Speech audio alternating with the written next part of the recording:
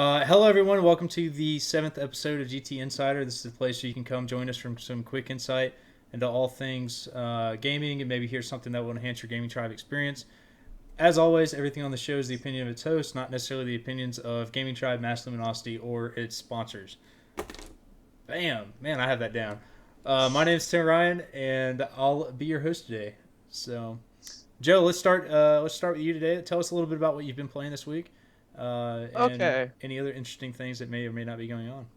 Well, this week I had 200 or less than 100 kilobytes of download speed. So for the most of the week, I was playing, trying to play Diablo 3 at the beginning of the week with less than optimal lag.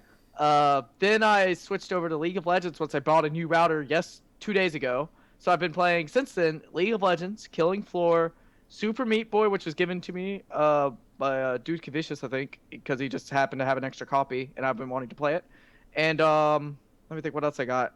Uh, Doom 3. Did I say that already? No.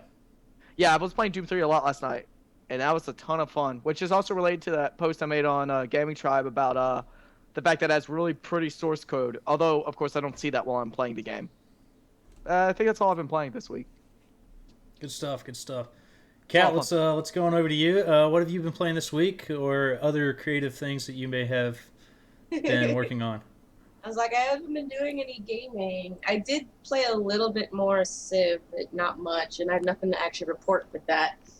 But thanks to the loot drop from yesterday, it gave me inspiration for a picture, which I drew, and I will reveal now, even though it's not colored. It is, I don't know if this will actually show up, so I'm going to try. Here we go. It shows up pretty well. I'll scan it in and link it on my profile later. It's essentially a biomechanical beast, and I call it the lag monster Yeah, because everything goes ridiculously crazy Approved. whenever there's a loot drop, and it's because of nice. this. It doesn't matter how good our servers claim to be; they will always be shut down on a loot drop. Yep.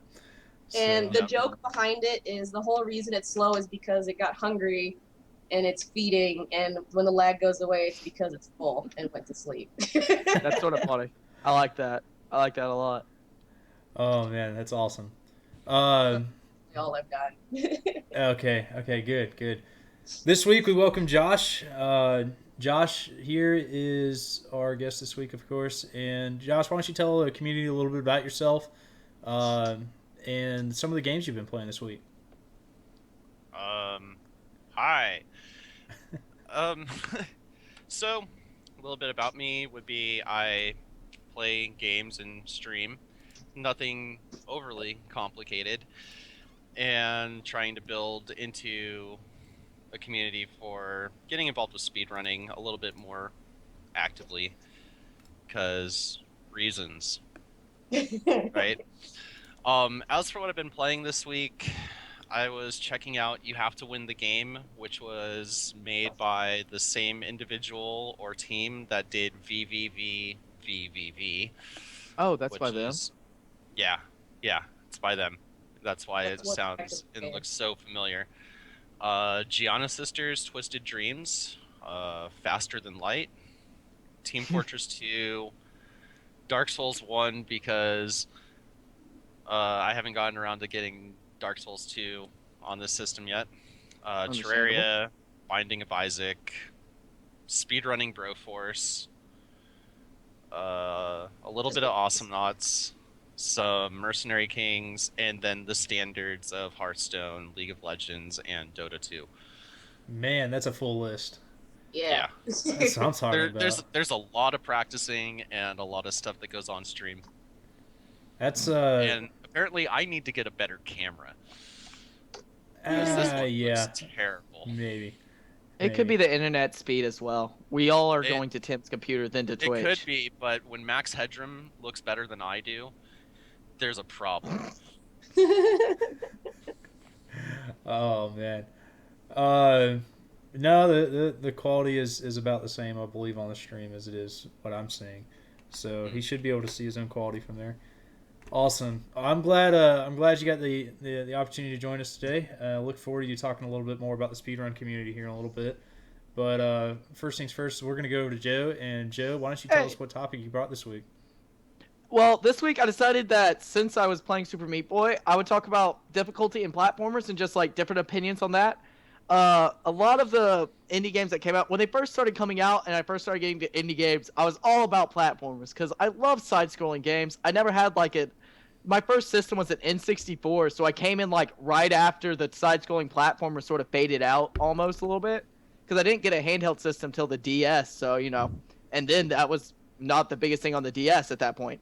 So like side-scrolling platformers have always had like a special place in my heart, but I didn't realize how challenging they were gonna be when I started buying the indie ones. So I got like one of the first ones I ever got was They Will Bleed Pixels, which was so ridiculously difficult. And it's just like one of those things where it's like you've got to have like step by step perfectly timed jumps and movements, and don't touch the saw blades because while it won't kill you instantly, it will fling you across the screen into every other saw blade that's on the screen.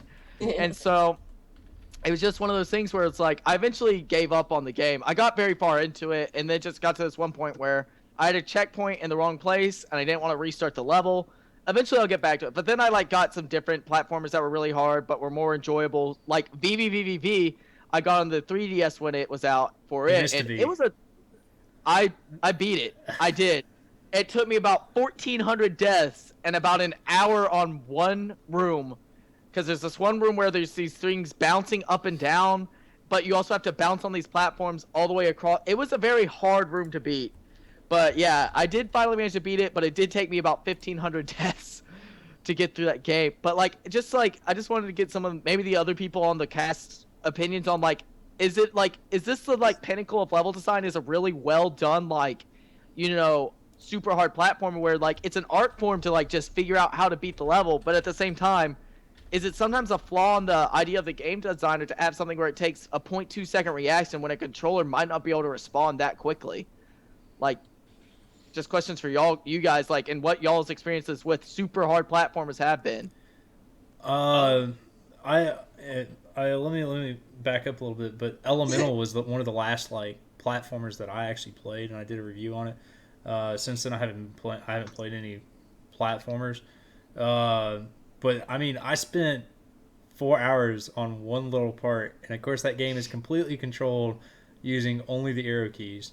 And I had to beat it because I was going to do a review on it, so I had to beat the game. And it was absolutely frustrating. I had to walk away from the game twice, and then finally I just came back and I was like, wait a second, maybe I should try this. And I tried it, and it worked like first try. And I was like super frustrated, but so excited. I did like a victory lap around the house. So I don't know. I don't know if that really defines as a super hard platformer. It was definitely a very challenging game. Elemental.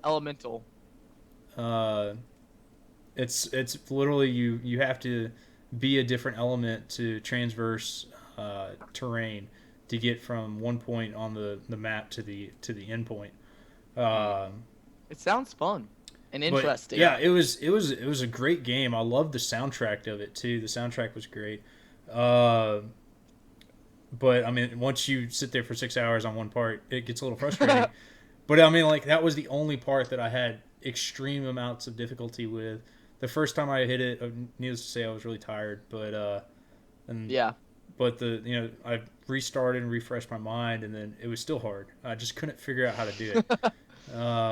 And of course, that one part was probably the most demanding on reflexes. So it is.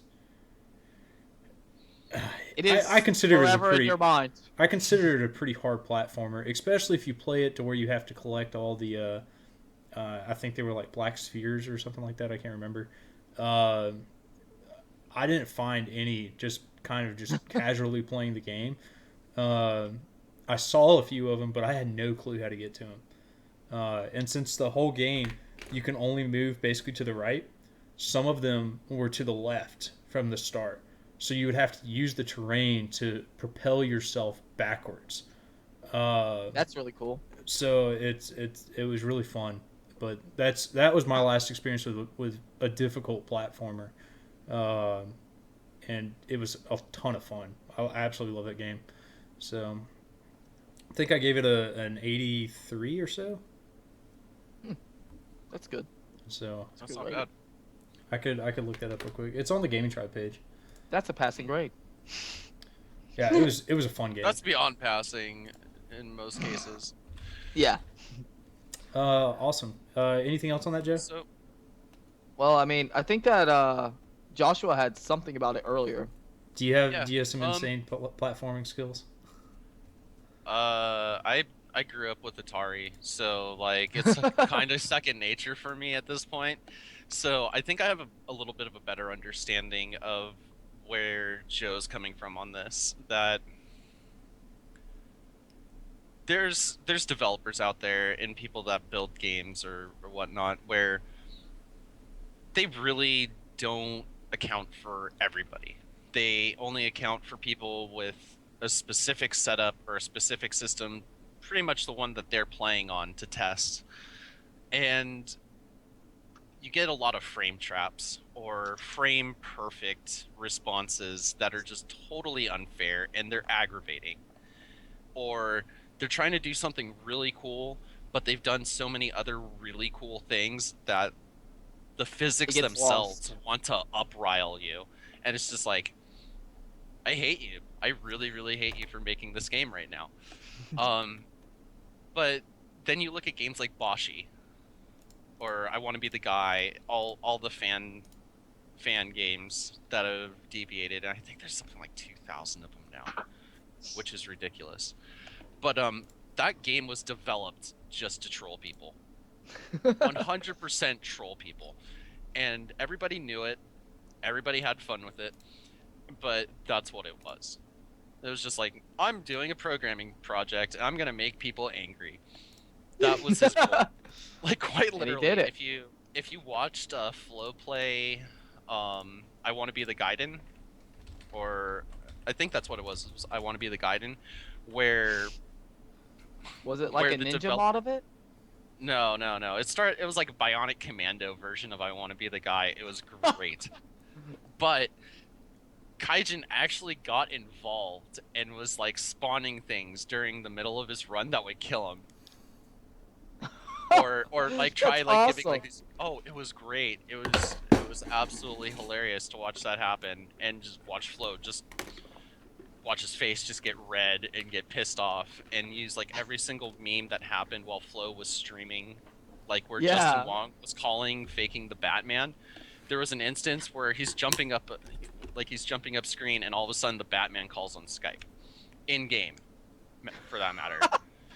And it's just like, really it was That's an amazing idea.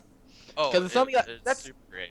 That's happened to everyone. You're like in the middle of like League or something, and then somebody calls you on Skype. League minimizes immediately, and you just have like this. You're like, oh no, it was a team fight. Why are we trying to get back into the call then? And then you just like Right. you get wrecked, and you're the AD carry, and now the tank's just running down mid lane in the jungle or something. Everything just goes all right. You have no idea what happens. All you know is that your screen is now gray, and you're waiting to spawn in base. Yeah.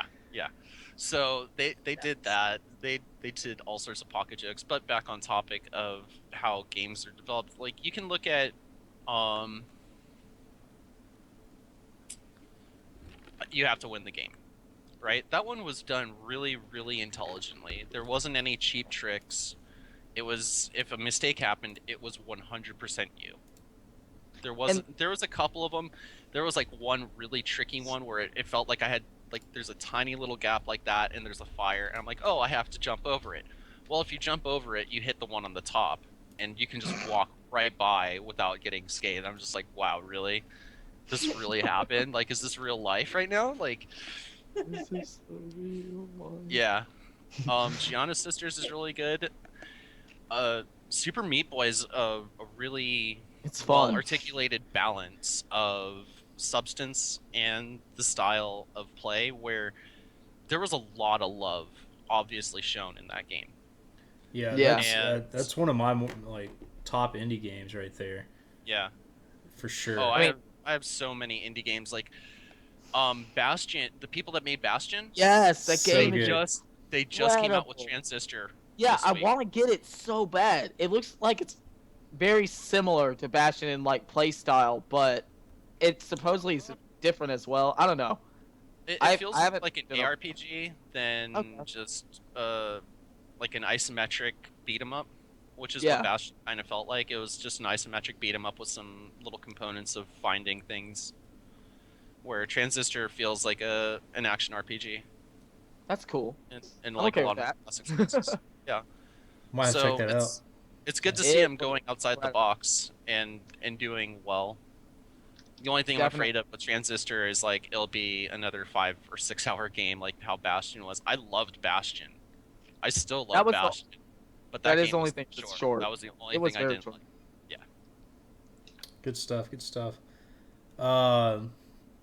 Anything else, Kat? Do you have anything you want to plug in on that? Are you a platform person?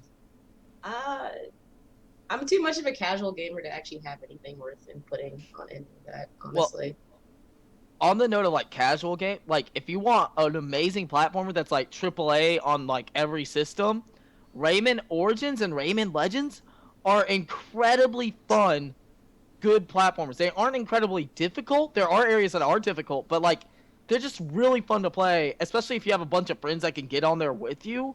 Holy crap. My friends Yeah. bought that. We beat it in like a week because we were just playing it constantly in the middle of our living room, Yeah. just goofing off. They're so much fun. So if you want a very easy, just sit down and enjoy a platforming game, platformer, I would say Rayman. You could also Is a try great Guacamelee, which Yeah, I haven't played it yet, but I've ironically heard is on the Radiant Never Settle. it's You know, relevant. So if you won Can you- that, shameless Yeah. plug. There we go. So But Guacamelee is a really fun game. It's a little bit more Metroidvania in its platforming. There's a lot of backtracking if you want to, 100% the game. But Yeah. you could play co-op with somebody else, and it's really enjoyable. and that's another like good party one because I think it's local co-op, right? Yeah.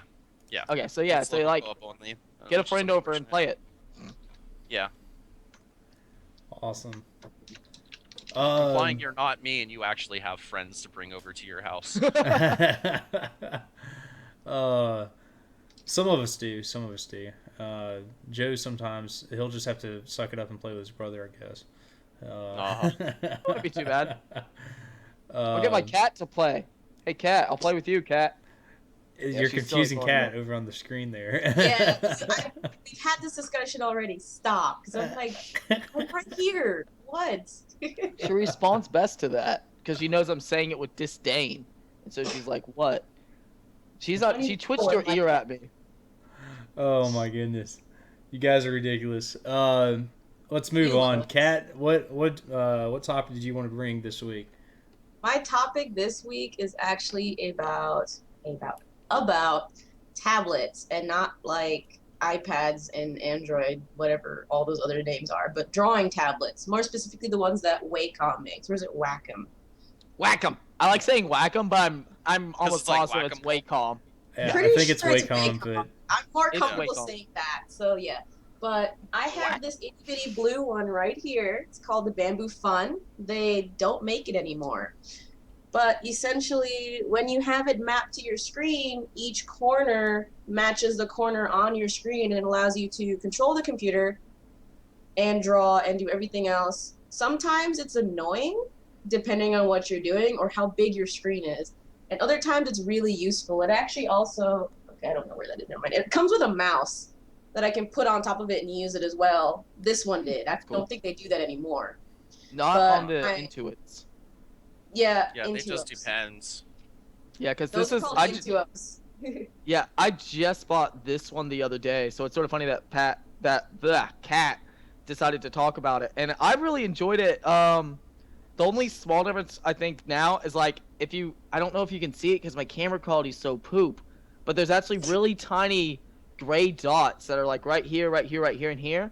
And if you're mapping it directly to the screen, those are like the side corners of your screen. But you can also have it work in mouse mode, which means if I lift it up further away from the tablet and then put my pin back down anywhere on it, it doesn't move the mouse at all. I can start moving again from where I last left it off. And so you can use that if you have like a screen that's just a little bit too big to deal with having it be a 1-to-1 ratio. But I've really liked it, and that's how I drew the level that I posted the other day, was with this thing in like way shorter time than I could have done it with a mouse.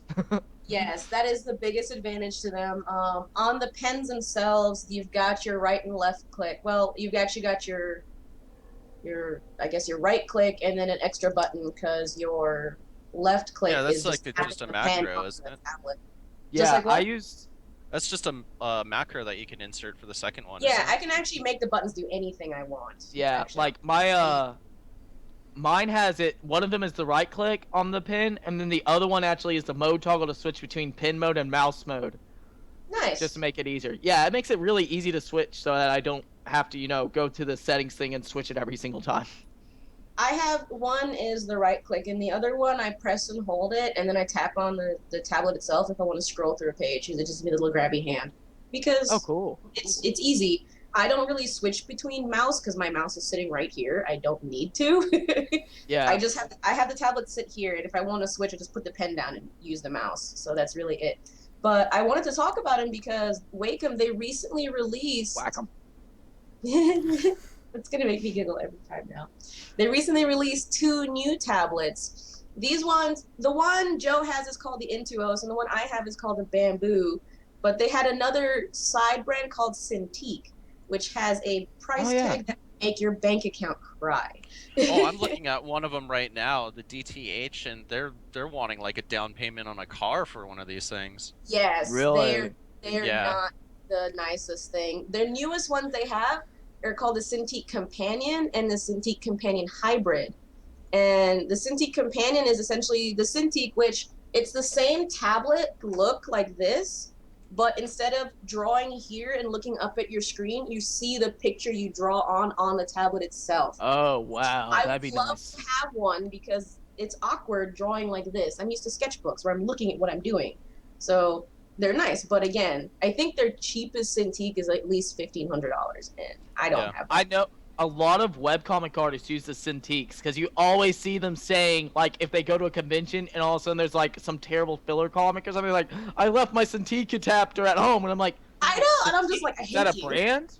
I was like, is that a brand name or something? And now I know it's a Wacom tablet brand Yes. that actually And shows what they're you're drawing. huge too. Like the regular Yeah. ones are really big. They'll take up your whole table.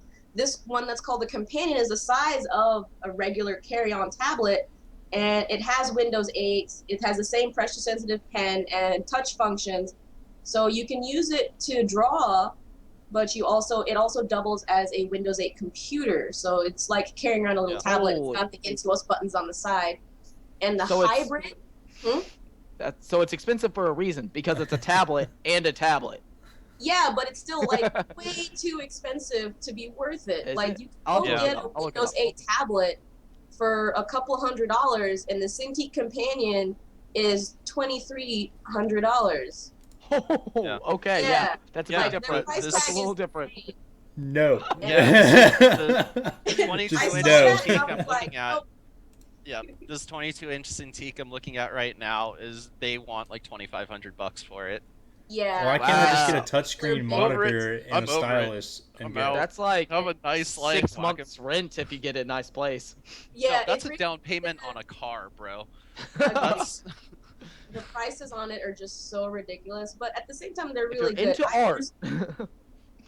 I'm into art, but I still I meant can't super justify into it. spending that. Yeah. I'm into art, but I'm not that into art. You know what I mean? Exactly. I guess like professional. not I guess making- professionals. Yeah, it's like I can't buy one of these off of my art in a month. Yeah. You know, like maybe if that were the case, I'd be like, okay, whatever, it's worth it. But I'll make it back. yeah, exactly. Yeah, there's a For difference those between who don't investment want to and spend a casual. lot of money, you can dish out $1,500 and get the Cintiq Companion Hybrid, Yeah. which is the exact same thing as the other one, but the difference is instead of being a Windows 8 tablet, is an Android tablet with Jelly Bean. I feel like that's So- almost better.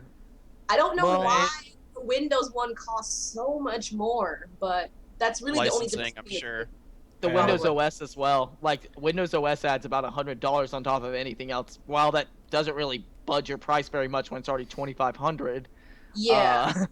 It'll be I'm about sure it has 100 something to do bucks with it. for like OEM, but if you're gonna get retail and also like the way that Windows works is licensing out like external products, they can just be like, no, it's like $700. They'll Yeah. pay Yeah. for it. We don't care. And then also Oh my the type gosh. of hardware on the inside probably is different because I'm not sure how Android works with processors or what kind of. I think Android requires like an ARM system processor or something like that. I could be wrong. And then Windows it requires a 86 x86 or something like that. Intel x86 formatting, which is a completely different type of like processor framework. And I don't know if the prices are different between those two, but I could see that being one of the main reasons if it actually is a full Windows operating system, it would require a different it's set of full on hardware Windows completely. 8, so, yeah, So, I mean, like- it is a full-on Windows 8 tablet.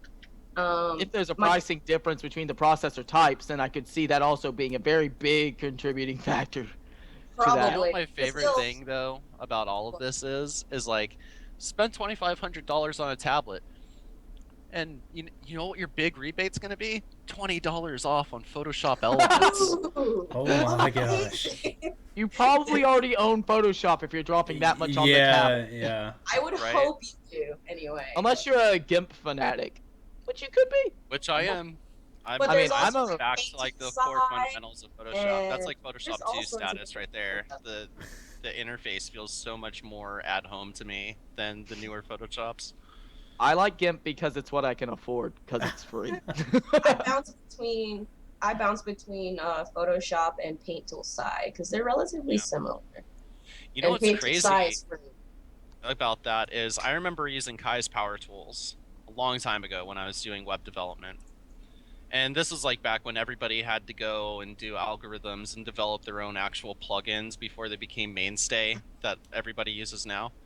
Mm-hmm. And Kai now apparently works for Corel Really? and as a Oh. plugin designer, and he wants premium for his plugins. Like we're talking like $3,000 for his plugins now. Holy Holy poop. smokes. Yeah. That's I hope that crazy. I hope they draw everything for you. Just say it. Hey, I want to draw a cat, and on its back, just put like a little pig with a saddle or something on there. Well, yeah, I mean, that'll be good. that's And it just literally- draws it on your screen. That's It still just too draws much it on effort there. for that much money. No, for that much money, I should Yeah. be able to just like plug it into my ear and just everything I think of just becomes an awesome image. Yeah. Detail everything, like. But, drifting a little bit from tablets, it's still kind of the tablet idea because Wacom does make it. It's called the Inkling. Stop. It's not bad when I hear it, but seeing everybody just go and shake their head and try not to laugh, that's what gets me, man. It's just like, really? As someone who has purchased one, I claim a right in the name fight. I Oh. reject your reality and substitute my own. There. I'm joining But, Kat on this reality. Sorry, Joe.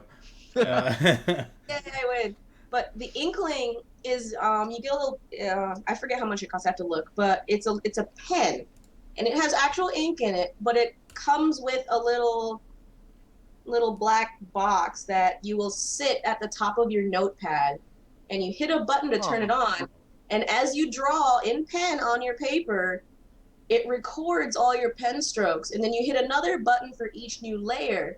And then afterwards, like when you say you're out doing this outside, so when you get home, you plug this into the computer, and it will load up into Photoshop and have your drawing there Holy and all the smokes. layers you made. And it's the That's coolest actually thing. really interesting Yeah. until like I- a butterfly flies under your hand and your entire image macro is done. It's gonna be really Because I'm pretty sure interesting it's to picking see. up on laser, right? It's How- a very cool thing. I don't draw Yeah. in pen, so I don't. It's gonna be interesting to see how well people can keep track of what's happened in which layers when they bring it home. Well, Like, 'cause once even with you drawing change it with real ink, it's gonna be really hard to keep track of what's going on after like 2 or 3 layers of a drawing. That's There's interesting. also the fact that once you go up a layer, there's no way to really go back on the Inkling. You have to wait till you get it on your computer to kind of merge them all together and Yeah, I don't like figure it that. out from there. 'cause, It's a little like, I'm so used to backtracking and macro management. I agree, but I mean, it's a little box thing that if I were to use my external here, ouch, it's like this big that sits, so it's about that wide, so it's not even that big. So there's not It's like a there's gonna really- be It's a really cool idea, especially if you want to go out Yeah. and like draw something from a reference. Like, let's say you wanted a picture of like a statue of some sort. You're just like, oh, I saw a statue like that the other day in town. I'll just walk down over there, draw a quick sketch of it over here, and have like a baseline drawing. Maybe not for like the full-fledged finished product, but for Yes. just getting like quick sketches and stuff, and then bringing it back, and then working on those like with your home tablet or something. Maybe it could be really handy. I bet. It'll work with paper. How much is it? I'll tell you in 1 second. It works with paper sizes as small as A7 up to A4. Okay. And the receiver clip can hold up to 10 pages. And you get about 15 hours on the battery time with it. That's comparable to like the iPads and stuff of nowadays. So Yeah. that's really good. But not to my Kindle. I It never cannot find dies. a price for this thing. Did they sell out of it? What's going on here? I wouldn't be surprised if they sold out. That's a really cool idea. Yeah, It's the thing that It's I been wonder out though, for a Joe, little while too. really. The thing I wonder though, Joe, is how many projects would have been done through like Raspberry Pi on that same concept, you know? does Raspberry Pi have something like that in it? Or I mean, If you're I guess running, you if you're could. running Linux build- on an yeah, you SD could card. I'm build your- sure that you can do any sort of platform. I mean, That's there's a true. project running Right. right now where they're using touchscreens for possible cell phone application use off of Raspberry Pi. $25 I'd cell pull that. phone. Yeah, Yeah. for real. Raspberry Pi is something I haven't gotten to play with yet. As a person who does a lot of programming, especially using like, I mean, I use Ubuntu, but I can use whatever Linux I need to because I understand the Yeah. console commands. I do everything through console now. So like, I really want to get the Raspberry Pi and play with it at some point in the near Oh, future. they're fun. They're super Oh fun. yeah, I bet. All right, you guys, we're gonna move on. That's a cool idea. $250, by the way. What was the Oh, price? wait, no, it's $100. Never mind. Okay, I was about to say 50 is a really good deal for something that cool. Yeah. It, Yeah. it Yeah, was definitely. when it first came out, it was 250. They've since dropped the price down to 100. But you That's gotta sort of find fair. it. Awesome. Yeah. Awesome. It's- All right, you it's guys, out. we're gonna move on. Yes. So maybe I can actually start contributing because I know nothing about the drawing in tablet because I once again am terrible at it. So my sister got all the art genes in the family, not I. Josh, let's talk a little bit about the speedrun community. I believe that's what you brought this week. Unless there's something All right. else that you want to plug in. No. There's a whole list of stuff, man, that I got drawn up for this. Good, you got So- 15 minutes. Ah, killing me. So Cool. I got really interested in this whole speedrunning community thing a couple years ago, and I was checking out Speed Demos Archive because I just really enjoyed the concept of playing games fast and doing it efficiently, right? But this winter, I went ahead and watched Awesome Games Done Quick, and they managed to raise $1 million plus for the Prevent Cancer Foundation, which doubled what they did last year. That's really cool. Yeah, it was absolutely amazing. Like a whole laundry list of games. Like you can go to gamesdonequick.com and look at like what their scheduling is. Crystals for Life just finished last week, where they did a 5-day for Junior Diabetes Research Foundation, and they managed to raise Whoop. almost $33,000, which is good. They very didn't meet good. like their goal. Well, what they raised last year was about like 30 grand, and so they made a little bit more this year than what Yeah. they did last year. But they had a goal for 50,000 and they didn't meet it, which. I mean, after seeing some like $1 million get raised 6 months ago for a week-long event that's much more widely distributed, and these are a lot of the same community members. Yeah. It's unfortunate, but it's not surprising, especially with Summer Games Done Quick happening June 22nd until the 28th. And again, you can check the schedule on Games Done Quick. But the ones that I'm really excited to look at is Eight Eyes, which is an old. I honestly suggest YouTubing this game because it is complicated to explain. It's like playing Castlevania but it's not. It's a puzzle game, and you can also play as a hawk on the second controller, where it activates traps and toggles stuff. Yeah, it's a really Wow. a really obscure game, and it's complicated and it's hard. They're going to be doing a speedrun of Bashi, Tohovania, Dust, Dust. and Elysian Tale. Yeah, really good game. I want to play the Um, game, but it's only on PS3, I think, right? It's on Steam, It's on dude. Steam. Oh, I know. I'm thinking of a want that, completely Gates. different game. My bad. I believe I Uh, have it, Joe. If you want me to share it with you later. Yeah, it's good. Gianna Sisters, another really good game. That's why I've been playing it for the past like 3 days. La Mulana, which is there's like an incentive donation to see which version they're gonna play, because the original PC-ROM version is totally obscure and really complicated. But that game is just it's kind of like playing Indiana Jones where you're going to die. It's like Indiana Jones meets Dark Souls.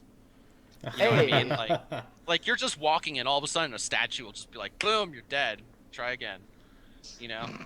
So it's a lot of memorization. Yeah, there's a ton of memorization. It's a really intricate puzzle game. It's super awesome. They're doing a Portal 2 one-player co-op where they're playing both of the bots on co-op. What? That's Yeah. cool. They're doing Super Metroid, which is being done by Zost. I have a link. You can actually YouTube the 4-player speedrun of Super Metroid, where Zost barely won it, or well, no spoilers, but it was really awesome to watch 4 people speedrun that game. But he's going to be doing it again, and the biggest hype moment ever is they're going to have an incentive battle to have somebody do a 106% completion of Super Meat Boy blindfolded. That's gonna be crazy. Absolutely no It'll clue only how they're take gonna do I it. 2 have- weeks. I have no idea how this person is going to prepare for this, because I can't play it normally.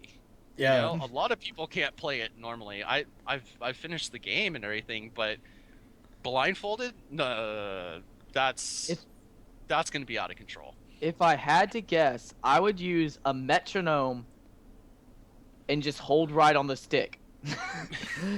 Right? And you just time it, like, and even like if you have to move the other direction, you just time it with the metronome. It's like half tick, Yeah. like on the half step, Probably you what's gonna have jump, to half do step, jump. is That's the only time way. that to his muscle memory. But I mean, It's that's just going to take too much. hours and hours and hours of completion. It will. But there's a bunch of other games that are going to be speedrun and run, both glitchless and non-glitchless. Like the glitch, like if they're doing Legend of Zelda: Ocarina of Time, Yeah. You have to Um, glitch it. you have to glitch it. But I think in February they made a new. They completely rerouted the game finally after like what 11 years of speedrunning it. They totally had to reroute the game because they found a new glitch where it's game-breakingly bad. Yeah. Like they're just teleporting across the map, and I think they're at Ganon in like 27 minutes now. It's Gosh, absolutely amazing to Yeah, watch. and it cut break the old games. time by hours. Yeah. Right? If Yeah. I remember correctly. I remember Hours. seeing the news break on that, and I was just shocked that they were beating the game. And like, what was the fastest? I think like, I think 27:16 is the current record. is it? I was thinking it was just over 30. So, oh man, Maybe it got beaten again. maybe it did. Maybe. Have y'all heard about the speedrun of Dark Souls that beat the game and the DLC within about a little bit over 2 hours? I think is how long it is.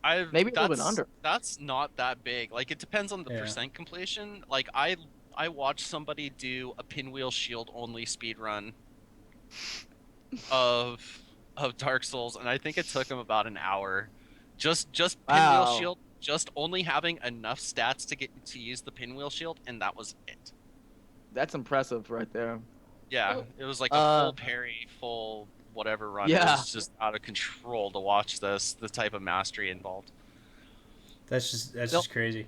So, Which, as a side note, go ahead. if as a side note, if you want to get in on the speedruns of Dark Souls, you might want to get it in before Games for Windows Live goes down because we don't know what's happening yet. Yeah, that's an Yeah, interesting that's- topic. That's what, July 17th that's happening? Yeah, so you I have think 2 months to get your skills honed. Do it. man, Yeah. Game for Windows Live going down is going to be really interesting because there's a lot of games on there that people have been playing for years, Yep. and they're still asking questions, and nothing's been said on what's going to happen to those games. Yeah, there was one news update when people, like I think that was like what, back in late January when they January. said, well, yeah, Yep. there hasn't been a zero word since then from any company, from any developer, nothing. It's I strange at how eerie the silence is. It's just probably because nobody wants to break the news that these games aren't. Some of these games aren't going to be played at all anymore, because Yep. some of them are online. You have to be online in order to play them. Yeah, Yeah. unless somebody mods it, which is possible if there's a big enough community still behind the game. But it's like, do all these games still have that community to get it? Oh man, Yeah. I don't Which know. Dark I know Souls the. does. I be mean, come perfectly on. honest. There's still a community for Unreal Tournament. So. I mean, there's never not going to be a community for an Unreal Tournament. I mean the What are you talking original about, Tim? Unreal Tournament. So, I think there's fully aware. strong enough communities in every game, on the Game for Windows Live list that is under threat of that. I just don't know who's going to be able to take the initiative to create the external servers or any of the other resources needed to mod the game. There's Um, always time.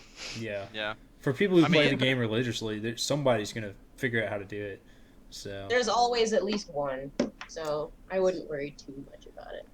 if Well, not, I mean, then- there's a bunch of stuff where there's just a lot of games that are just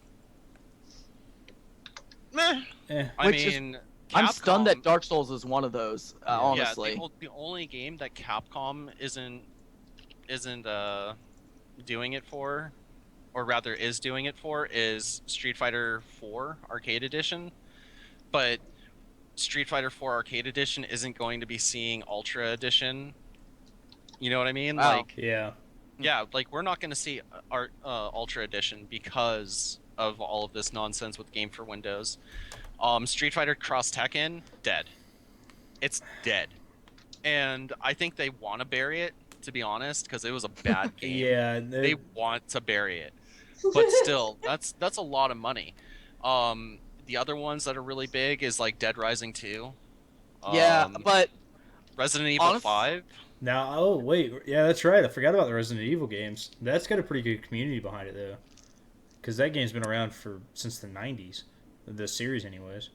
If I Yeah. remember what's going to correctly. happen is Gabe Newell is going to descend from the heavens and say, "I will take them, bring them to Steamworks." Well, I mean, there's like games from Microsoft that should be addressed. Fable 3, even though it was terrible, terrible But there's game, still- but it needs to get As addressed. terrible as any game is, there's going to be at least one person who enjoys it enough the to the want first to keep Fable playing it. was really good. Yeah, Gears of War doesn't have a constant influx of players, and Microsoft has been really known for just saying, "Well, we're just done with this game," and just burying it. But like Halo 2, there's still people that play Halo 2. Shadowrun Yeah. unfortunately died like 6 years ago. It was the reason why I started playing on Games for Windows Live was Shadowrun. Really? I've never played. Oh yeah, Shadowrun was a really interesting concept for an FPS. Alrighty, But well, let's get back over to the speedrun topics. So, Alright.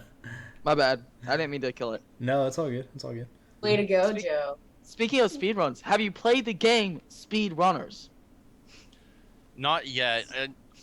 It's kind of like iffy for me. It's not actually a speedrun game. Yeah. It's a racing game, but yeah. Yeah. Yeah. Like I looked at it. The thing that actually makes me frustrated was I was streaming the day that thing came out. And I was like, oh wow, they're actually giving a channel dedicated to people that do speedrunning. So I check it out and it's just a game. I'm just man. So you have this That's so depressed disappointing. factor. You have this Yeah. depression factor related to that game because you were disappointed by it not being. yeah. The what you thought it disappointment was. was real. So. Oh, That's man. so sad. Disappointment was real. Oh. I'm sorry to have But, brought up such a painful No, memory it's, for it's you. totally fine, man. But yeah, I've been actually practicing doing Broforce and a couple of other games. I'm still waiting on some console stuff so I can start doing that. But it's fun. It's not for everybody, I'll be honest. It's, playing the same game hundreds and hundreds and hundreds of times over again just to shred like three-quarters of a second off your time. Yeah. Yeah, it can be frustrating. There's some people that I've watched where Broforce being a prevalent one because that's what I'm practicing. Their personal best is if they took the best time for all of their segments was like 14 minutes, and that's world record quality. But the game is so RNG oriented on which bro that you get that Yeah. you will probably never get that time unless like the stars align and everything goes perfect. You will never reach that time, and that's like really just like it can be mentally deteriorating for some people that are really trying to practice. Oh, Like, Yeah. Another one, my buddy was trying to practice Mirror's Edge, and he hadn't even like really played the game. He just started practicing so one much fun. level over and over and over, and it was like funny to watch him. But some people do it, some people can't, But it's always entertaining to watch. Some people don't have the mental fortitude. Well, it's not Uh, even that. Some people can't just can't do it. Like they'll get bored. They'll just be Yeah. like, I don't see myself getting better, and walk away. Sounds like me. What's your favorite game to speedrun out of the ones that you actually like actively play? You know what? I don't know. There's a couple of them that I really enjoy speedrunning, but I will never be as good as some of these people that do it because they've been doing it for years. Yeah. Half-Life 2 is really fun to speedrun. Half-Life is fun to speedrun because you can do some really stupid things in that game. Yeah. Like anything where you can take your experience as being like a beta tester or a game like a QA tester and break a game and complete it. It's always really fun to do, but at the same time you're just like, oh, I broke my favorite game. It's sort of like, have you seen the exploit on? I'm sure you have since you're into speedrunning. The Skyrim exploit where you get the bowl or something, Yeah. and then you Yeah, go into the that's a corner and then funny throw one. it, and then Yeah, you go you get a through because of the hitboxes. No, there was actually one that I was watching just a couple weeks ago where somebody was practicing their Skyrim, and they got stuck in a null animation of them being on their horse while they were on foot, and it totally threw off their ability to use the bucket glitch. Oh no. Yeah, like they were like 40 minutes in, they only needed like another like 5 minutes to finish, and they had to totally wipe the game because animation resets, guys. Yay! Yeah, it was really bad, but it was funny to watch the camera just go like this while he's on foot. Yeah. To be fair, that's what he gets. The game was just having its revenge for him using the bucket trick. Right? Yeah. It's like, what? You want to throw a bucket and go through a wall? No, we can't have this. You're now on your horse permanently. Oh my goodness, that's ridiculous. That's gotta be frustrating. All right, you guys, let's big week in Gaming Tribe news. Just a bit. A lot of fun stuff going on. You know what? Let's start with the homepage update. If you log out of the homepage right now, it comes up with a brand new layout. Andrew Slane there, completely according to quote Angel there, knocked it out of the park on the first try. So I think it looks absolutely great. I don't know if any of you guys have checked it out yet. It's really hard to reach up there and hit the log out button and then try to remember everything to get back in, right? It's just not accidentally worth it, right? I opened it in the wrong browser earlier when I was about to post about that we were going live. I opened it in Opera, so I got to see the front page because I hadn't logged out to see it yet. It looks really cool, actually. Even if I am on the light side, I really like the dark entrance page to it. It just looks really good. It's Chicago's Cloudgate, if I remember correctly. Yep. Which is a public sculpture in there. You can check out the artist name and stuff like that over at the Gaming Tribe page, and it's posted around there. So I think that was awesome. It definitely needed an update, in my opinion. It makes it more visually appealing for those of us who have to log in from exterior browsers every now and then. So, or for those of us who clear everything on our browsers every pretty much day, passwords and everything like that. So, Which I should probably do more often. yeah, you'd be surprised at how much space it can eat up on something like an SSD, and when you have a small one like I do. But yeah, so that's it's definitely interesting. If you haven't logged out of GT and seen the new homepage, it's really awesome. I really enjoy it, and that's just because anything that looks like art is visually pleasing to me for the most part. So, let's go into a little bit about the Intense Exhilaration giveaway. That ended on Friday, and the winner was Josh Graves, and I can tell that he's completely stoked about it. And the fun thing is, I already had him added on Facebook and everything like that, so it was a lot of fun seeing somebody that I had the chance and the opportunity to already know a little bit from the community win something as big as that. And he is expected to be on here in a couple weeks, so looking forward to that. If everything works out on his schedule, he'll be coming in sometime here in a couple of weeks. So excited to talk to him a little bit about that. And one interesting fact about him, he plays everything, including something like League of Legends, with a controller. Wait, Nice. he plays League of Legends with a controller? Yes, and I just lost Josh, Oh, Maybe- no. but that's okay. It's He'll okay. be We'll back. pick him back up. He's still there. I hear his static. No. Nope. Never mind. His static is now gone. Goodbye, sweet prince. Well, that's okay. We'll try to get him back in here real quick. But no, like, if he plays everything with a controller, he is literally, like, everything. He is the perfect guy to get that thing. Because it is made to be an entertainment console, like, attached to a TV or something. So it's Oh, yeah, perfect. and he's looking for a TV to actually fit in on that. Yeah. So we'll see what happens. Kat, you wanna message Josh there and see if we can't get him back in. I'm trying to Yeah. call him back, but obviously It something failed, happened. yeah. So that's okay. I'm gonna keep on going and keep on moving and go from there. I really want his opinion on Loot Drop, so I'll wait on that one. But the internship, there was an internship announced for anybody out there who uses Java. JavaScript. My bad. It's I different. forgot there's a difference. I'm not a coder, so. But the internship there, for anyone who is interested, they apparently get a lot of internship requests. I know that I actually was one of those people that asked for an internship. Same here. But I do so- not know JavaScript. Neither do I. But if you are interested, you can send an application in to Tior there, and I will post his email address and stuff like that. It's tior@massluminosity.com. And you can go and check it out and see if that's something that you're interested in. If it is, great. They'll be willing to talk to you and get you some more information.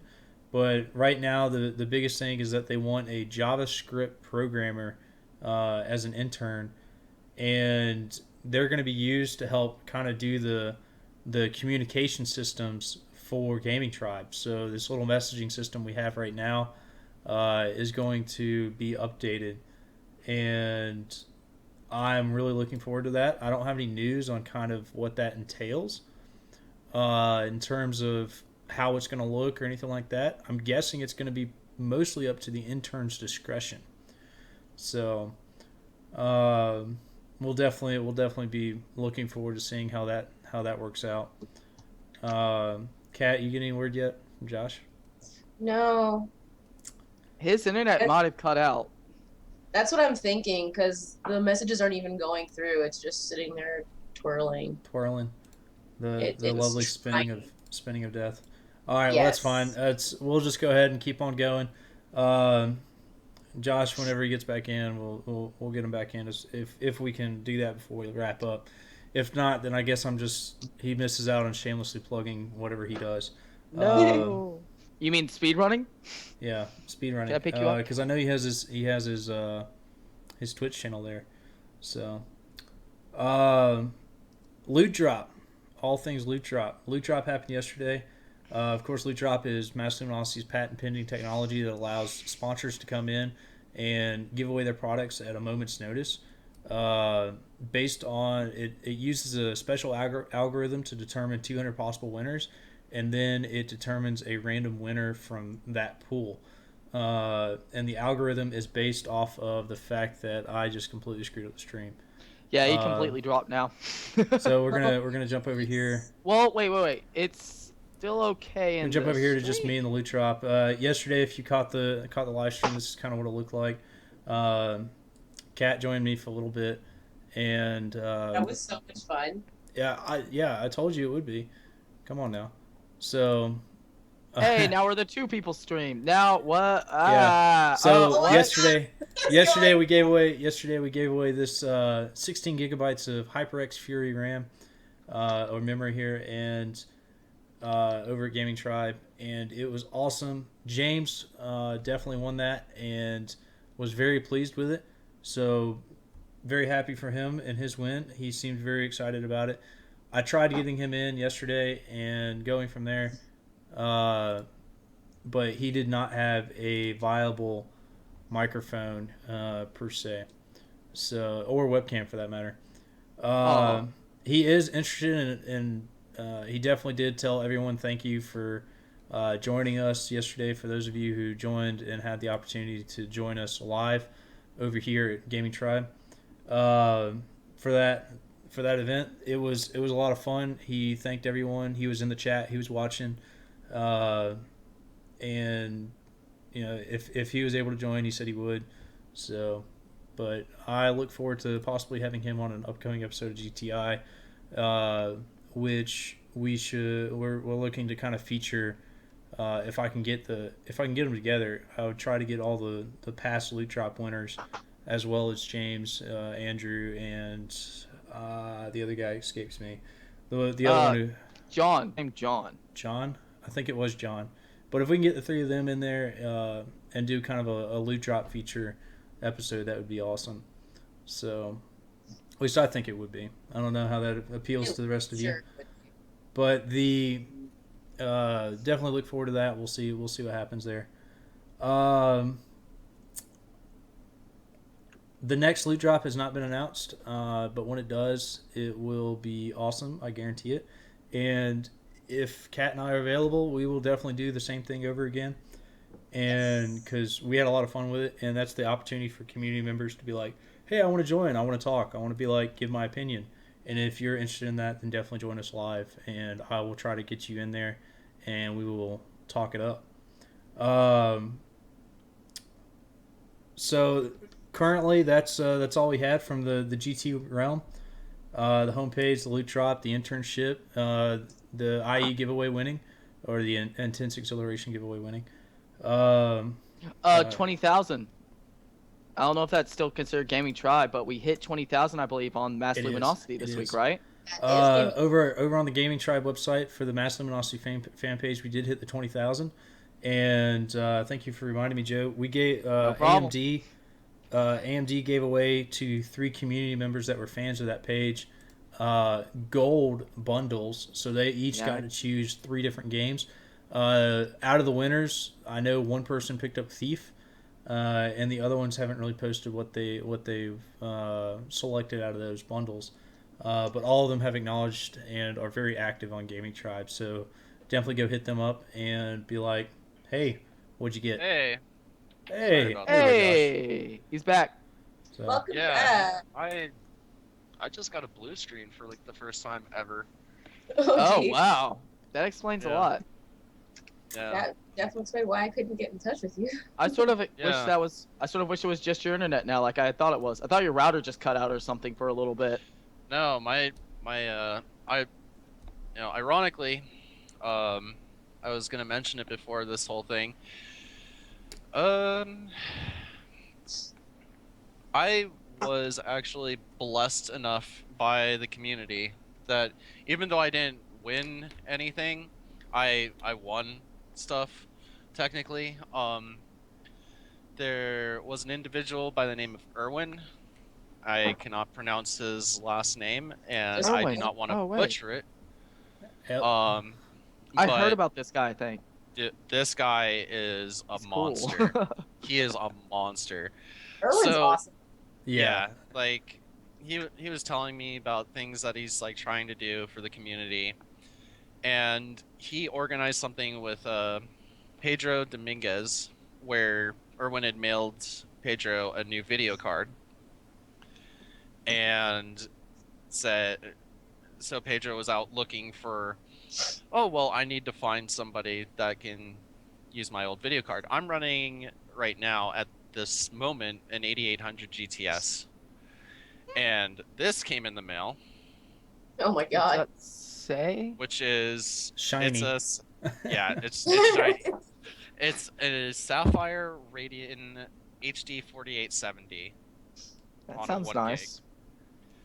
And sounds very to make nice. sure That sounds No, very nice. this gets even more amazing. Yeah, it does. To make sure that I could run said video card on my motherboard, which is a 680i from EVGA. Erwin was nice enough to mail me this, which is What? a An P7N MSI. SLI Platinum, Oh my god. and he Dude. was nice enough to give me a 1.5 terabyte hard drive. Which you didn't know Nice. about 'Cause until he- you yeah, got it.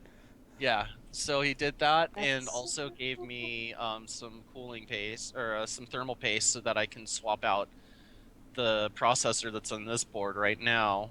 So I'm getting like pretty much as soon as this is over with.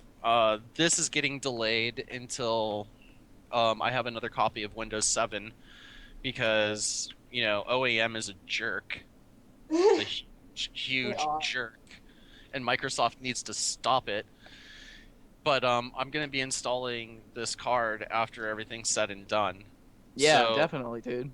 on a back note and backpedaling to the whole charity concept, we have a really, really amazing community in-house without having to reach too far out to like these speedrunners and the streamers and all these other things. Like GT has done amazing things for the community, and I think it's absolutely amazing that there are people with that capacity to do these things. And if I remember correctly, Irwin did all of these things under the constituent that you go find somebody who's the old hardware that you're replacing, and Yeah. you ship it to them. So basically, you're not Which is- paying him anything. Yeah. He sent you all these parts that he just had laying around. Yeah. They weren't being used. Everyone has something like that sitting around here somewhere. Got an old Uh, graphics card I need to send out to someone. He at some shipped it. point. He shipped it from halfway across the world because he's Yeah. over in Europe and you're over here in the states. He's Yeah, over in the that's- Netherlands, and Yeah. then Pedro's over in Venezuela. Yeah, So- and you're in the U.S. if I remember Yeah. correctly. Yeah, I'm Uh, over in California. So he's shipped these things all around the world to people whose computers would essentially be upgraded Yes. under the condition that you take the hardware it's replacing and ship that to someone else. Yeah. If I remember And correctly. yeah, It's a great idea. the problem there is this motherboard, the capacitor caps I've noticed are going kind of crappy. Like there's some corrosion going on, so I'm gonna have to do something for somebody else that's gonna be awesome. And the video card, it's pretty archaic, and I've already found somebody for that. But again, Good. I'm gonna be having to do something like indefinitely pay it forward through the community. Yeah. Because as soon as I have this stuff assembled, I'm actually having to put money back and build like a necessary streaming computer,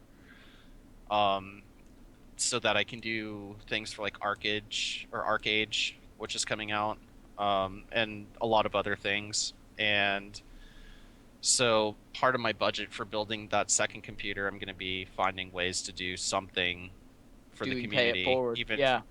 yeah, for sure. Because this is like a godsend right now. Like my system literally has been running on life support for a while. My power supply died Yeah. a couple weeks ago. I just had to go and buy a new power supply, and it's just like, yeah, it's nice to see that there's people capable of philanthropy Yeah, and definitely. right now, especially in these types of communities. It just doesn't happen often to just be approached randomly and be like, "Hey, I want to hook you up. I want to make sure that you're having a good time along with other people." And Yeah, that's really I'm awesome. I'm absolutely thankful for Erwin for that. Yeah. I'm trying to get Erwin on the show here in a couple weeks, over in June. So Okay. I'm hoping that he can kind of talk a little bit more from his perspective on that. Uh, but we'll definitely see how that is. I'd love to get him on, kind of interview him about what his concept was, what led him to do that, whether it was just pure, simple charity or generosity. Uh, but he's a really interesting guy. I get to talk to him a lot because he is part of the community team. Yeah. Uh, you know, and yeah, it's just fun. I Yeah. really can't put it into words. Angel the other day really thanked all the community volunteers publicly, Mm-hmm. and that was awesome. And he actually, when Erwin posted, actually specifically called Erwin out, saying that this project that he's kind of done, where he's just kind of paying it forward to people with his spare computer parts and having them ship it to other people. Angel has been receiving messages from other people doing the exact same thing. So it may not be as public as some people may think. Yeah. You and Pedro there were definitely two of the more public people, but it appears that if you think about it, if Erwin sent out to you and Pedro, that's two people. It could have a Yeah. huge cascading effect if you sent components out to two different people. Yeah. Mm-hmm. And then once you have one person randomly just start it up themselves, it's literally you're upgrading machines all around the world with spare parts, and Yeah. just kind of passing around these used parts that you would spend so much time trying to sell these things anyways, and by the time Yeah. you sell it, then it's not worth it anymore. You might as well just pay the shipping, give it to someone, and have them take what they were going to use and just keep passing it forward. Uh, and that's really what this community is built around at its core, Yeah. is just insane amounts of stuff. Yeah, I was trying to save that for the very very end, but you beat me to it with coming straight back in. That seems to be a Uh, pattern with you, Tim. We always do y'all something. always just destroy my Everybody's got to agenda. one up you. It's part of the server, or it's part of the show, There right? you go. There you go. That's Everybody's that's got to that's one up part of them. it. So, all right. Well, since we already covered that, then I guess we'll just go ahead and do the shameless plugs and end it like usual, instead of ending it on a Uh, fun note. we have some questions, I believe. Awesome. Actually. Oh, yeah. We're gonna do two shameless plugs, and then I will take questions. Okay. Josh, I want you to go ahead and start out talking about your streaming, any type of YouTube channel or anything like that you may have, how people can find you on Gaming Tribe. And we'll just kind of start with you, and then Joe, I'll let you do the same thing, and then we'll answer some questions. Yeah, I stream on Twitch TV, the Obelith, and you can find me on Gaming Tribe through Obelith as well. I'm not a big punctual person about the backslash forward slash thing, and Yeah, most it's people okay. should have it by now. I mean, it's They can 2000, figure it out. it's 2008, right? Um, but that's where I For can be those of us found. who understand that joke. I'm just gonna leave that one alone. Yeah. Um, I haven't really started on the YouTube projects yet. I'm not really getting enough highlight material to really merit it, and I don't really see myself doing major directional production stuff that a lot of these other YouTube personalities do. I mean, if I could, that'd be great. But Twitch takes care of almost everything in and of itself. You can I don't always set even up know what my Twitch Steam to is export. these days. So. Yeah, I mean, like, I'm pretty sure you can search for the Obelith and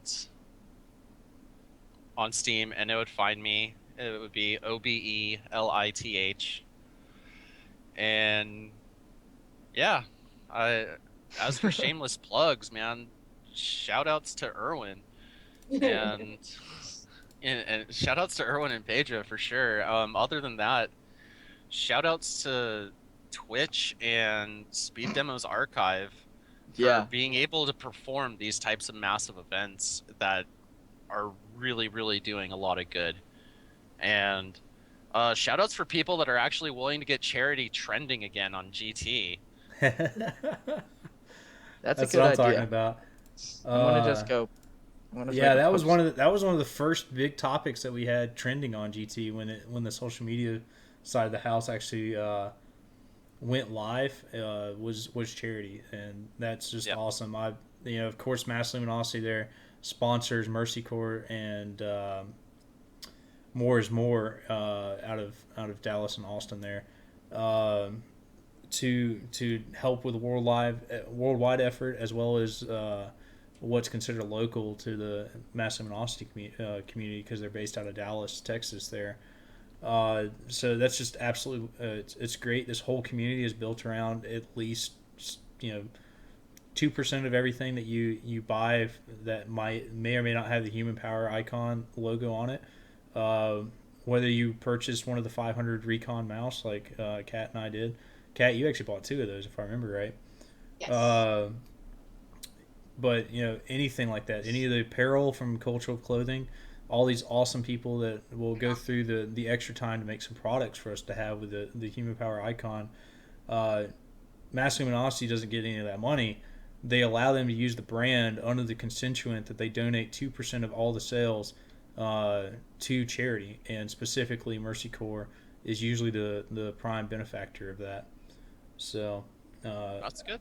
I absolutely love it. That's one of the reasons why I stick around the community. That's one of the reasons why I love it.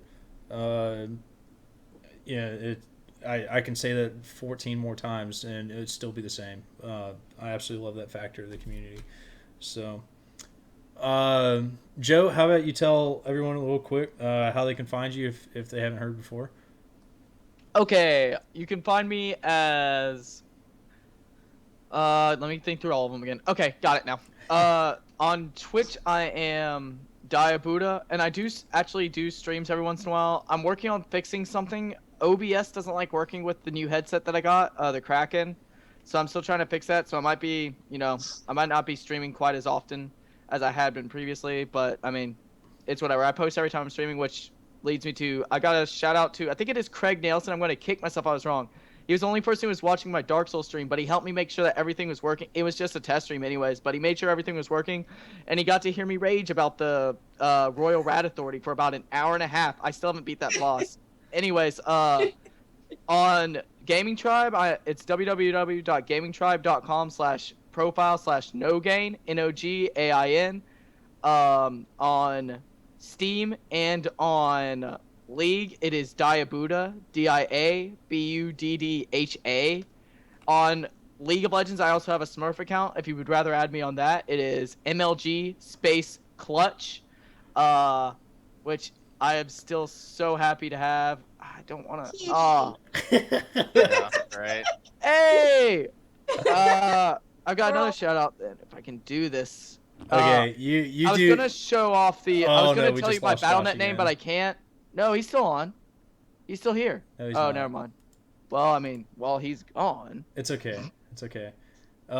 Here's my kitty cat. She hates me so much, don't you, cat? Yeah. Okay, we Yeah. don't need the impromptu camera changes angles here. Let's go. All right. Well, I guess while Josh is out of the picture, real quick. Oh no, wait. I think he's back. Are you back, Josh? Is he? Yeah. Hey! Just turn What's your up, camera man? back on when you Yeah, get we to it. just need your camera back on. As much as we love your photo. No, it's There we so go. cute. Let's see here. You said there were some questions in the chat. Someone said that. Oh yeah, Joe was monitoring those. Oh, what do I need? What do I need to answer from chat? Okay, Uh, I got it. I got it. First off, Hearthstone tournament. Are we still doing the yes, Hearthstone yes. tournament? And do we have any word on when that will be? I was traveling this week. I had some things I needed to take care of, and I do have almost everything worked out on the Hearthstone tournament. The tournament will detail basic sets, not basic decks, not just the custom Oh, decks. There, we will do basic sets. There's a certain way to access that in the game, yep. which will mean that you can still craft your own deck. Uh, so I think that would be acceptable, and we will be having an 8-person bracket, just 8 people, and the constituents on this is that everyone must have a way to somewhat record it because I want you to be able to do the games over about 3 days.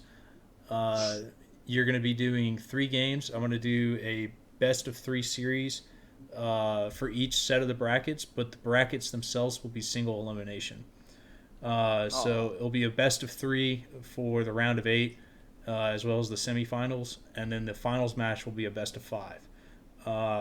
This will allow people to actually change their decks if they want to, and play more than one class for each different game, so no one can actually like see what they did in the round of 8, and then go into the finals and be like, oh well, I studied this person and their decks. Uh, this Yeah. will allow them to change them up. Plus, if it's videoed and recorded, we can upload it and people can watch the VODs and go from there. I'll help people figure out how to do that. It's pretty simple, especially for Hearthstone. Uh, if the 2 community members who are facing each other want to get up on Skype or other voice chat and record that as well, record their conversations, then basically I'm just going to ask that they keep the vulgar language down to a minimum, uh, because I do want everyone to be able to watch this, and I don't need anyone harassing me saying, "Hey, this has mature content on it." Yeah. Whether or not that's mature in this person's life or not. I know there's some people who are sensitive to language, and that's what I try to keep. So if you're interested, then we will definitely still be doing that. However, I am extremely busy um, for this past week and this week. Um, so it will be coming, and I promise you. I know I said last Wednesday, but it's fun. It's going to happen. I already have the bracket worked out. So All right. I'll have people specifically email me probably Monday or Tuesday. And if you're interested, I know we already have at least 4 people who have told me that they want to play, and that sounds great. So we'll definitely get that going. Any others? All right. Well, first off, I wanted to make a correction. I shouted out to Craig Nelson on accident. He still gets a shout out because I can't do anything. But Christopher Ward was actually the person that helped me out with my stream the other night. I felt bad because I got the name wrong. I knew it was a Chris, but for some reason, like Craig sounds really familiar. I don't know. Anyways, next question That was that my brother or was that my dad? was your father. Okay. Anyways, what happened? Do you know? No, I don't know. I think my internet just might have just spaced and it broke the connection. Hmm. I believe we're back. All right, you guys, don't wait for confirmation. We're back. Yeah, we are. I've got So, uh, it. the last thing we heard was foot off cable. Tim gets put off cable. I Uh, like that. that's great. So, I can blame my sister. She's here using the internet right now. So, uh, so all right. The media cards, capture cards. Yeah. So capture cards are pretty good. Um, and tuner cards and all the other wonderful little things that AverMedia does produce. But I think that they do a good job. I think that they're robust enough to deal with multi platforms. The only thing I don't like about them is they're kind of limited. Like you have composite cable capture cards, or you have HDMI capture cards, or you have this, that, or the other thing capture cards, right? Okay. There's another company that's getting really well known right now, and they are Elgato. Oh yeah. I've heard about them. Sony posted. Elgato cards Was are it Pandas? ridiculous, and it's because they take care of every single type of media format, and they have software to do editing and everything else off of the capture card. Yeah. And not only that, but they're also about like $100 cheaper than a lot of the, you know, one form only media capture cards that you have right now out on the market. So Hmm. if you're just intending on using simple HDMI based capture cards for modern consoles, or just composite cable for older consoles and doing it for your editing, by all means stick with those. I mean, they're good at what they do. But if you're doing all around, and it definitely helps with sourcing for, again, people that do like these major speedrun events or general big gaming events. I honestly think Elgato cards are better and like have a more solid price point. Yeah, that And makes that's sense. my answer, and I'm sticking to it. Awesome. So if you can find a link to that and post it over on GT, that'd be awesome. For which, the Elgatos? Yeah, yeah. Oh Yeah. I'd yeah, love for I'd sure. love to go look at those. Kat, how about we do a little closing out on you? We have one more question. Oh well, it's gonna have to wait. Kat. Sorry, Uh, Chaos Gamer 21. We'll get back to it. They'll live. You can find me on Gaming Tribe. It's KD, KAYDEE. You guys should know how to type in the URL by now. I'm not going to repeat all of that. Yep. On Steam, I am Miss Kitty 247, MISSKITTY 247. On Battle.net, I am KD pound 1779. And if you want my Skype, ask me. Simply put. Awesome. Ask me. All right, I have the question right now. So it's asking when the gaming tribe channel will start doing live game streaming. I would love to start that initiative this week, but once again, I am completely slammed. Uh, so look for it. Look for it before the end of the month. I will try to get that started out. I'm looking for 5 quality people to kind of take each of the days of the week, and then one person to kind of be featured on Saturdays. This is going to be the type of person who really has been streaming to Twitch already. They're not trying to get a new audience started. They've been doing something very special. Joshua, I'd probably approach you about this if you're Mhm. interested to stream to the Gaming Tribe channel here on Twitch. Then I would definitely be interested in getting you up on that initiative. What I need is I need people who want to partake in this. I need them to email me at gamingtribeinsider@gmail.com. Very simple. Spell it all out, and it's at the Gmail. I have a couple people who are already interested in it, but they haven't gotten back to me. So as of right now, every day's free. First come, first serve. If people start streaming and I can catch them doing stuff they're not supposed to, I'll kind of lay out the small guidelines. Once again, primary thing being kind of the vulgar language. Because that's this it. is I'm out. yeah. You're totally out. So the it's just something that you are gonna have to bite your tongue just a little bit.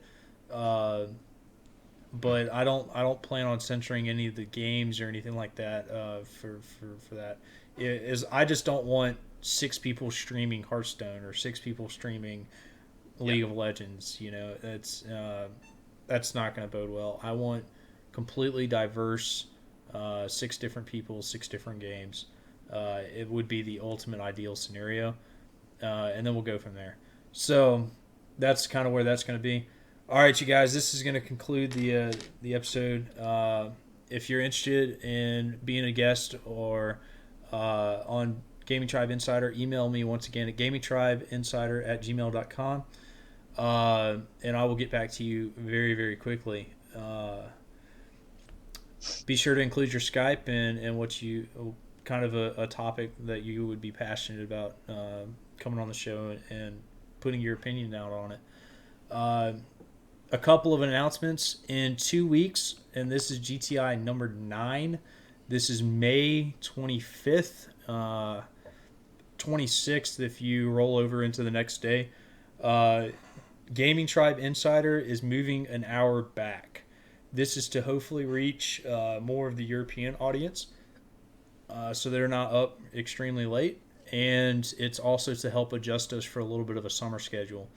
So once again, this is going to move back to 3 p.m. Central Standard Time in 2 weeks. So next week we'll still be live at 4 p.m. And in 2 weeks we will be moving back to 3 p.m. And once again, I'll kind of post and announce that later on. Another thing is we are looking for a full-time co-host for the month of June and the month of July. Joe and may or may not be able to continue on the show over the summer, and we definitely want to go ahead and start trying to find somebody there. And if you're interested in that, once again, email me at gamingtribeinsider@gmail.com. If you haven't figured it out yet, it's very easy. So we are once again looking for somebody for June and July. You don't have to do every episode if you don't want to. If you just want to come on for 3 or 4, by all means, definitely. If you're still interested, come on in. Let me know, and we'll definitely schedule that out. There are some really, really interesting stuff coming forward in the next 2 weeks. The show is going to be really, really, really intense over the next 2 to 3 weeks. And we hope to keep that pace going. So if you're interested in being over here in June and July, it's going to be one fun-filled summer. And if you want to give your opinion on everything that's going on, definitely come on and let me know. So, all right, you guys, that concludes the 7th episode of GTI. I apologize for running a little bit long and some of the technical difficulties. Joshua, I hope you figure out that blue screen. Yeah, I pretty much already know what it is, and it's going to get solved. There you go. That works. Good. So, all right, you guys, once again, thank you. And as always,